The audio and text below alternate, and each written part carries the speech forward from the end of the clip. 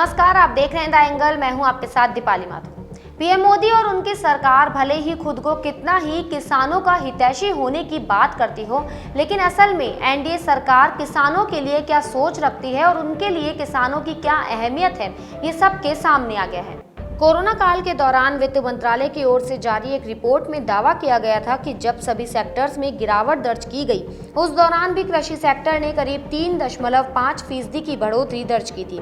ये बढ़ोतरी उस किसान की कड़ी मेहनत के बूते हासिल हुई जिसने कोरोना महामारी के बीच भी फसल उत्पादन करी। लेकिन ऐसा लगता है कि मोदी सरकार के लिए किसानों की इस मेहनत का और अपनी जान की परवाह किए बिना देश की जीडीपी बढ़ाने वाले किसानों की जान की कोई कीमत नहीं है।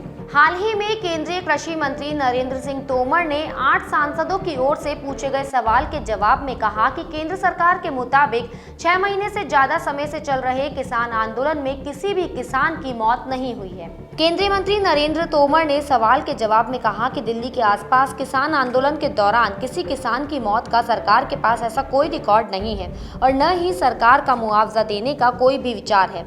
इससे साफ है कि ऊपरी तौर पर भले ही मोदी सरकार किसानों के हित की बात करती हो, लेकिन उनके लिए उन किसानों की जान की कोई अहमियत नहीं जो 6 महीने से भी ज्यादा लंबे समय से अपनी मांगों को लेकर डटे हुए हैं। पूर्व में मुख्यमंत्री अशोक गहलोत सहित कई कांग्रेसी नेताओं ने मोदी सरकार से अपील की थी कि लोकतंत्र में प्रशासक को जिद्दी नहीं होना चाहिए। यदि किसानों की मांग कानून को वापस लेने की है तो मोदी सरकार को ये कानून वापस ले लेने चाहिए।